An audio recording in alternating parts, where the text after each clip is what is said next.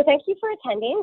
This is actually our first of webinar series, and it's Will It Fly is our first one. So Will Your Business Idea Fly is the very beginning here. And of course, that makes sense as our first webinar that we're launching under Small Business Solver.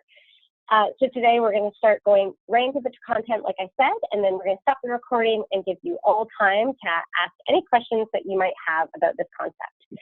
So who am I? I'm actually the founder of Small Business Solver, and the way I first started was writing a book called Will It Fly? The Idea Tester. So I wrote this about a decade ago now at this point, and I wrote it when I was speaking with my friend who had been a law clerk. She had just been let go, and she was looking for another job. And I asked her, I go, what are you doing? Like, is that really what you want to do? You've always said you wanted to start your own business. And she said to me, well, I want to start my own business, but I want to start it when I'm 42 years old or in my 40s. And I laughed because the research shows that the average entrepreneur starts their first business when they're 42 years old. And I said, why are you waiting? And so we actually went through the process that I'm going to show you today to determine that she should actually start her own business. And in starting her own business, she eventually did triple her income, and she had the flexibility. She now has 2 kids. So it has worked out for her, but it really started with this idea tester that we're doing today.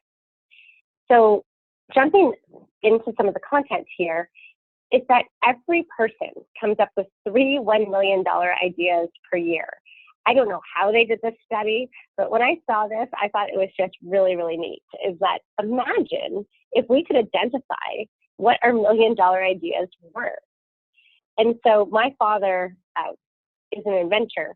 And so even when I was 10 and 12 years old, I remember telling him, oh, Dad, that will never work.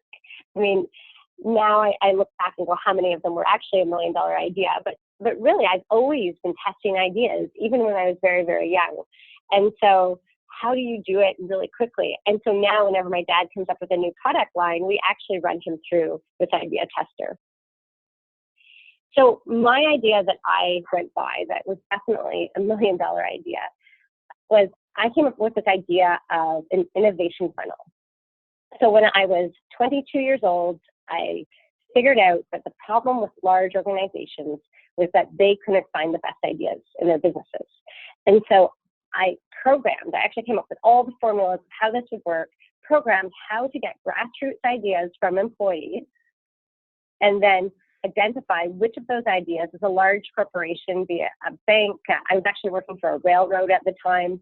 So any of these large organizations, how could you actually find the best ideas? And so I had programmed it, I was ready to go, and then guess what happened? I got a raise. And so because I got a raise, there seemed to be this huge opportunity cost for me to leave my job and really pursue that $1 million idea. In fact, if I had done it, I was 3 years ahead of a few fairly large organizations that did launch this idea. Oracle, Microsoft, and Salesforce actually launched something similar to what I had created 3 years before they figured out how to create an innovation funnel. And so I really, bona fide, missed out on one of my $1 million ideas. And so what was stopping me was my current success. I mean, my opportunity cost, I didn't realize that really the opportunity cost was the $1 million idea I was giving up because I got the raise. And the other side is that it felt uncertain. Would my idea actually fly? So these are really the perfect storm of why entrepreneurs don't move forward or people don't move forward with their ideas.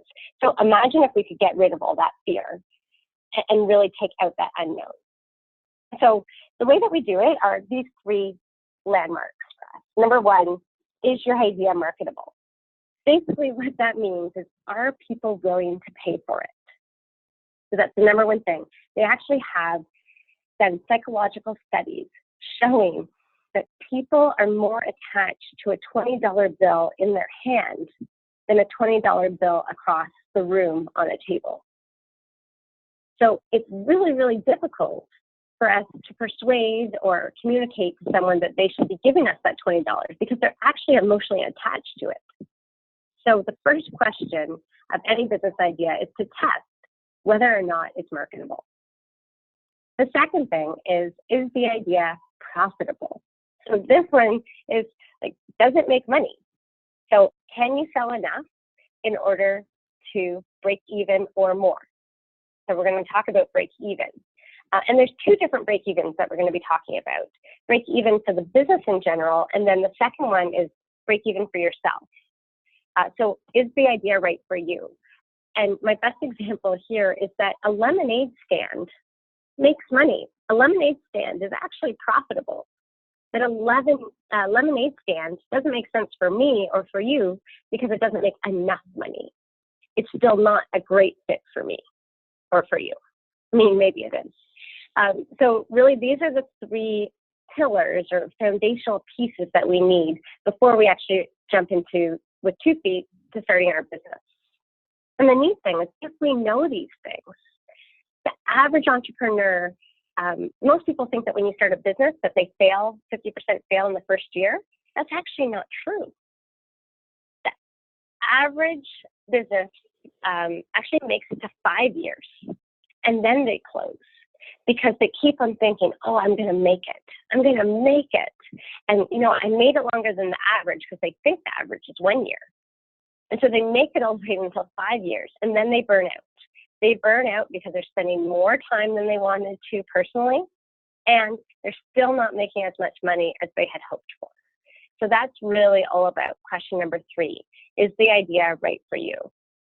And when we go through these 3 markers, as soon as your idea fails, it doesn't mean that it's a failure. There are ways to tweak it, and we're going to talk a little bit about that. But if we can't tweak it, that's when you really have to go back to the drawing board. So do not pass go, do not proceed. Really, you have to fix those challenges before you move to the next tester. Okay, so when we go through this, I love examples. So we're going to give an example of a couple who wants to create a towel distribution company. So they want to sell towels. And the other example is a young person wanting to become a hairdresser and have her own hairdressing company. So we're going to give examples on each of these as we go through. So the first marker being, is your idea marketable? And we've broken this down into 3 pieces. First off, do people need it? Does your offering, so does your products and services actually fill the need? And then the last one is, how are you different? So is there a need? My example here is actually one of my first clients. So he came to me and he said, I came up with this really great idea. I went to New York City, I went into this trendy place, this trendy restaurant, I went to the washroom, and they actually had a handle on the side of the toilet. He goes, I think I'm going to be a millionaire. What do you think? So I asked him, is there a need? And he thought about it. He goes, well, yeah, I saw it in New York City. I'm like, okay, but is there a need? And so if you think about toilets, toilets are in 2 places. They're going to be in a public area, and they're going to be in your home. So if we look at the commercial public area, most of them are still, I mean, there's going to be male and female washrooms. And basically that means in the male washrooms, they typically have the urinals. And so in the male washrooms, people don't lift up or put down the toilet seat. And in the female washrooms, the seat's always down. So they don't actually lift them either. So in a commercial setting, the handle doesn't really make sense. Maybe it would be for a trendy bar here or there that's unisex, but still that's not the norm. And so it didn't really make sense. And then at home, well, you clean your toilet at home. Do you really need a handle for it? And if you did have a handle on the side, don't you think the handle would be the dirtiest part? So is there actually a need? It's not just because it's quirky. The best businesses are based on a solid need. In fact, if there isn't a need, trying to convince someone that there is a need is very, very difficult and probably a waste of your time. So the second part of, is this marketable? First you've identified a need, but then you have to make sure that your product or service actually fills that need. So the example here is one of my father's inventions. And I used to go to Florida all the time. We'd hop in the car, we'd get to Florida in 24 hours straight. And my father is one of those people who didn't like stopping. So I have brothers only. I'm the only girl in my family. And so my dad, we'd stop at the side of the highway and go to the washroom. Sorry for the theme of the washroom, but I think it illustrates the point here. And so what ended up happening is my dad said, I don't like you having to go to the side and squatting. So he created like a funnel, basically. So also all these ideas of funnels are coming in to play, where he said that then I don't have to squat. But the challenge is that the need isn't squatting. The need here was the convenience of being able to go to the washroom. And so with this, the challenge is that where you have to go on the side of the road, it doesn't complete the needs of convenience because there isn't a sink there either. So what am I going to do with this funnel afterwards? Am I just going to stick it back into the car? That doesn't seem very convenient. So what my father had done incorrectly is that he had thought about the need of having to squat and that not being convenient. But he had to look at all of convenience to make a really, really solid offering. And again, offering can be your product or service or a combination of both. So what was really neat about this is my dad, I told him what was wrong with his idea. And there's two things that happened. Number one, a couple of years later, someone came up with the same idea, but they made it disposable. So it didn't need the sink to clean it afterwards. You actually threw it away. I mean, I'm going to disagree with the littering, but you get how they actually adapted that. What my father did is there's rangers up in Northern Ontario. And one of them actually lived next door to his cottage. And so he was talking to her about what she does. And she kayaks all of the lakes and just, she's as a ranger. And so when they're kayaking, it's really hard to get in out of a kayak. And the other challenge that she had is that they had to drink a lot of water because it's the middle of the summer. So they had to go to the washroom a lot. So he actually changed it so that they could go to the washroom in a kayak.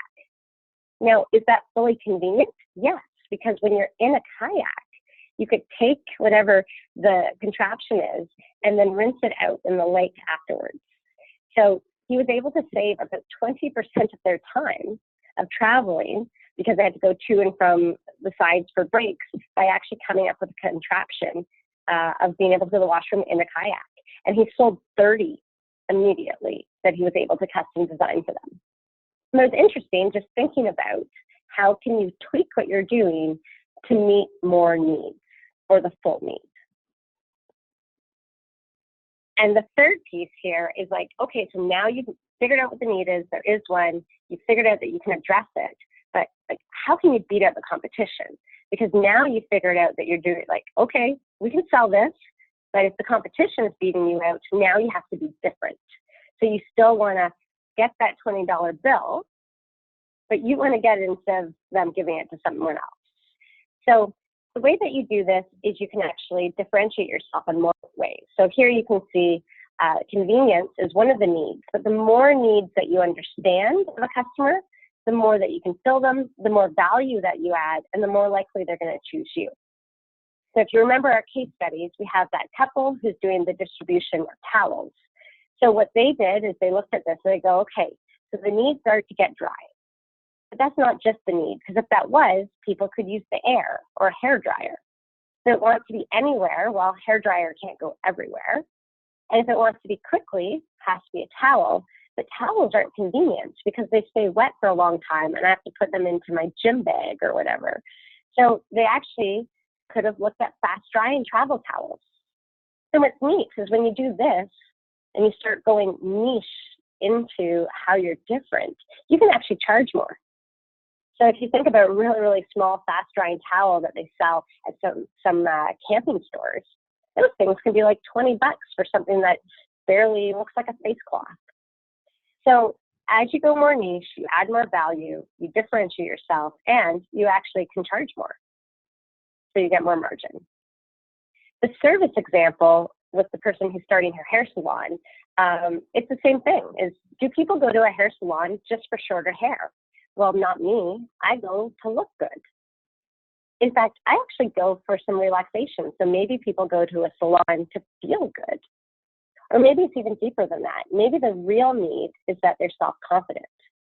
So if I thought it was just shorter hair, I might just cut their hair. But if I really had done this whole needs assessment, I'd realize that actually we need to do a style afterwards.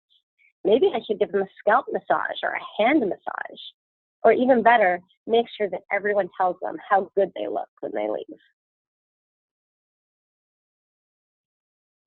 So that is the first section of marketability. Is basically, what is the need that you're filling? Is that the complete offering?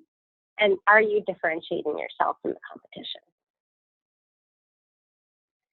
So now that you've passed that test, I think, so we've moved on and we know that we're there, and we're actually going to now look at the numbers. One of my own personal pet peeves is when people write business plans, numbers is the last thing. Well, I think numbers, after you've identified the need and know you can fill it, numbers should be the second thing, maybe even the first. So in numbers, we're basically going to do a break even. Break even, I think, is probably the most powerful accounting tool out there, or formula. So we're going to figure out what your profit margin is, the cost of being business, and then this actually pumps out what our minimum sales levels or our break even are in order to decide to start a business or not. So a profit margin. Basically, this is how much you charge per sale, take away the cost of one sale, and then that equals your margin. So if we look at a towel, then my towel would be, oops, what is going on? Oops, I'll look at the towel and explain it here. So let's say the towel is $20 is what each towel costs, or that's what our price is. And then our cost could be $10. So then our margin would be 20 take away 10 is $10. A break even then is we take that margin, which is the second line here, but we start with what's our total cost of being in business.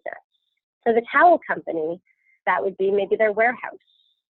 Maybe it would be their website. Maybe it would be their salespeople. And then we do this formula through. So it's always best to look at an example. So what this couple has said is that the cost of being in business with their warehouse, so maybe they have like public storage or something like that, is only $10,000. So or maybe they've even done this out of their garage, who knows? So they've really minimized that. The margin per towel is, let's say they sold it for 20 bucks, and here it looks like their cost is only $5. So their margin here would be $15.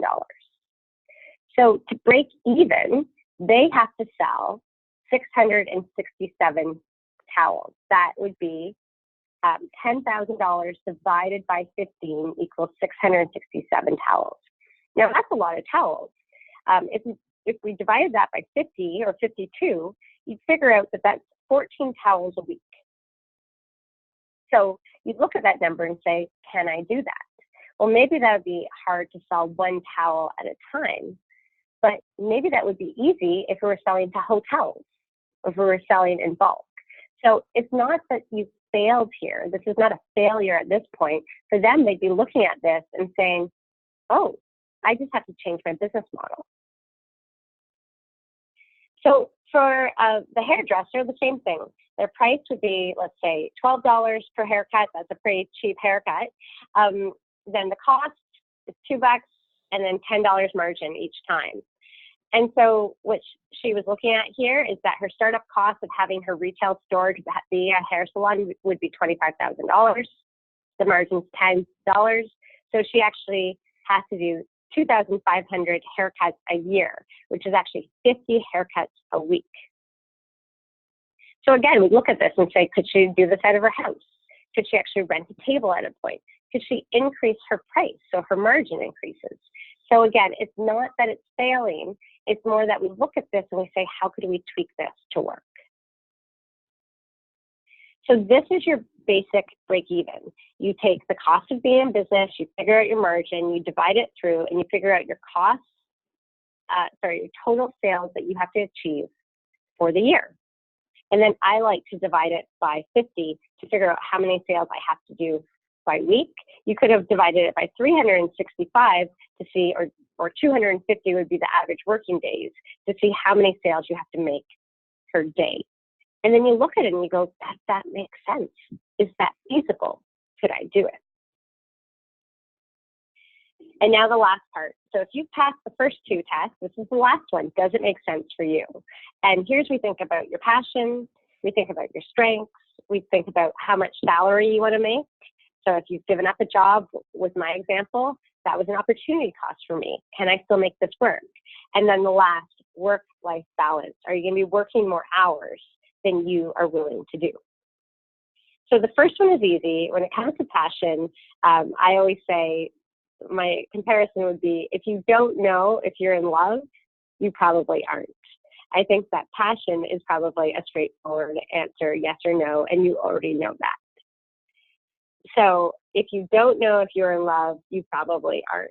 So it should be that obvious. In terms of strengths, there's a lot of people who argue about strengths. They think, you know what, you have to be a multitasker. You have to stay focused. You have to be a team player, but you also have to be able to work alone. So they've done studies time and time again, and there's really no standard skill set that you need as an entrepreneur. They kind of just want you to be everything, jack of all trades. So often you just have to understand what your own strengths are, see what your gaps are, hire to that or partner to that. But the only standard thing that they've seen in terms of a value set that determines long-term success for people is actually integrity. So it's not a specific skill set or strength that's listed here. Integrity is the number one thing that you need to have. So the next thing is actually figuring out what salary you would like to have. And so we talked about opportunity cost. It could talk about just being your own boss might lower how much salary that you're expecting. Or because you're taking a risk and starting your own business, maybe you expect more money to do this. So what you need to do is be very honest with yourself and come up with your expected salary. So for the couple, they had, this is how we now find out what I call your real break even. So we take what you had before. They had $10,000 was their fixed, or the cost of being in business. And now they added in their salary expectations. So these folks in their first year only want to make $30,000. So if we add this together, their new total cost of being in business is actually $40,000. Their margin hasn't changed. So their new and real break even is $2,667, which is 53 towels a week.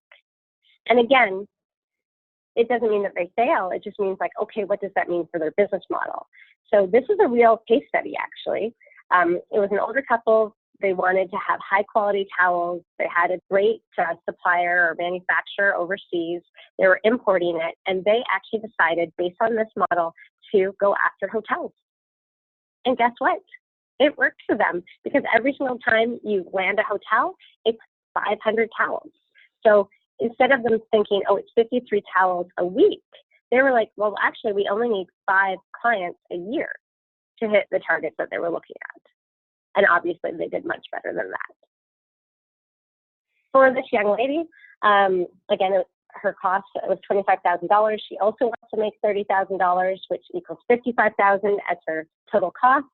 Her margin, assuming she hasn't increased her price, which of course we would know from this that she should, it would be 5,500 haircuts. So that's 110 per week, which is a lot of haircuts. So obviously she would have to tweak this, and we talked about some options for her before.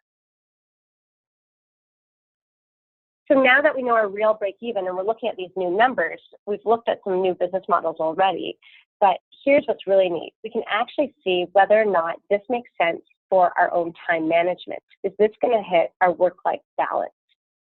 So when we know that we have to actually do 110 haircuts per week, which we just figured out on this screen, well, if that's true, well, what's the average haircut take? It takes, let's say, half an hour.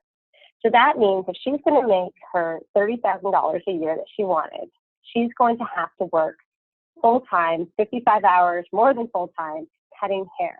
That doesn't allow any time for her administration, her marketing, any downtime, really. She's working quite a bit. And so she would look at this and say, am I going to burn out? Probably. So she's going to have to go back to her business model, change something here, take the idea tester again, and say, you know what? This is how I'm going to change it so that this makes sense for me. And she walks into starting her own business with the right expectations. So the couple, same thing. They want to do everything online. So it doesn't take much time for them to actually, they've automated a lot of their shipping, and it's pretty straightforward. So for them, it's only 13 hours a week. So to make that extra $30,000 that they wanted, maybe this is suitable for them as they were looking at their retirement together and doing this. So for 13 hours a week, well, yeah, they have extra time to do some of that sales piece. Maybe they could hire a sales agent. So it gives them a little bit more flexibility here because they've changed their business model.